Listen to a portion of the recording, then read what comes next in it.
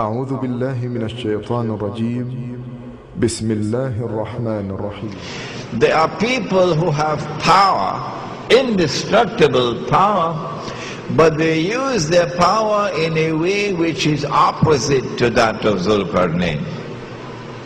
We just described to you how Zulkarnain would use power, when power rests on the foundations of faith. But these people use power in exactly the opposite way. They use power to commit fasad. They use power to oppress. If power on the foundations of faith was used to punish the oppressor, now a second age emerges. That was Qarn number 1, this is Qarn number 2, Qarnain. An age is going to come at the end of history when power in the world will rest on foundations, such foundations that power will be used to oppress. Zulkarnain. Power will be used to target those who have faith and whose conduct is righteous. It does not matter whether you are Pakistani or whether you're a Jimmy Carter. It does not matter. Once you have faith, once you have decency, once you have a standard of righteousness, it matters not whether you are Egyptian or you are Ramsey Clark. They're going to come after you. Whether you're black or whether you're white makes no difference. They're going to come after you.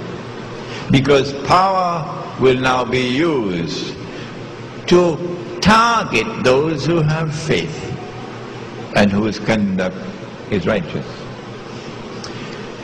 And Gog and Magog will act differently from Zulkarnain on that side as well, that other journey. That the entire world of primitive peoples are now going to be butchered. A time is going to come in history where those who have eyes will see that the primitive way of life is going to disappear. The primitive people are going to be herded into reservations. A time is going to come where respect for the earth and the resources of the earth is going to disappear. And the exploitation of resources will take precedence over the rights of human beings.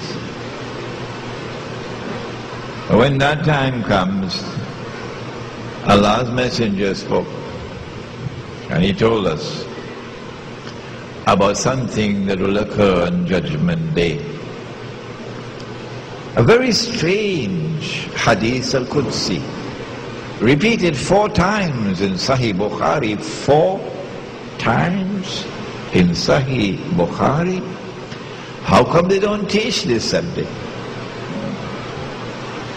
That on Judgment Day Allah will speak to Adam alayhi salam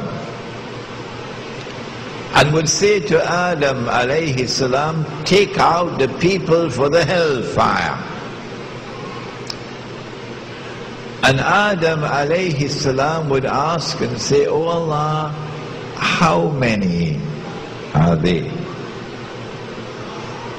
And then Allah would reply and say to Adam alayhi salam, out of every 1,000, take 999 for the hellfire.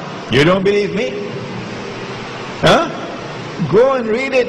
It is there in Sahih Bukhari, and it is repeated 4 times from 4 different sources. It is a hadith which is mutawatir. Out of every 1,000,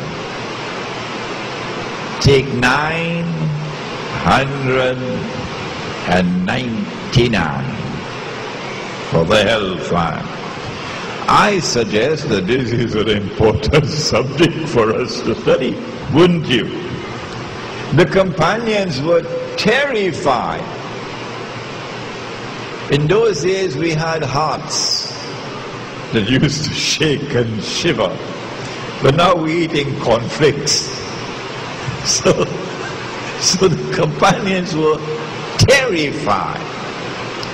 And then he looked at them and he smiled. And he said, good news for you. The one for Jannah would be from you. Meaning, from those who follow the truth. The truth. The religion of Abraham alayhi salam. Who follow the law which was sent down. And each law superseded the other law. And the final law came to Muhammad alayhi salatu wasalam. This does not mean that this is superior to that one. We fast this way, and they fasted that way. This may be a little better, but it does not indicate that that one was bad.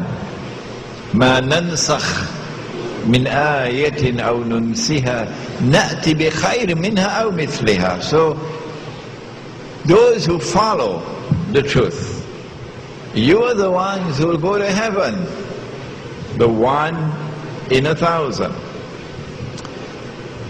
But now listen to what he said. Listen carefully. He said that the 999 would all be the people of Gog and Magog. Gog and Magog.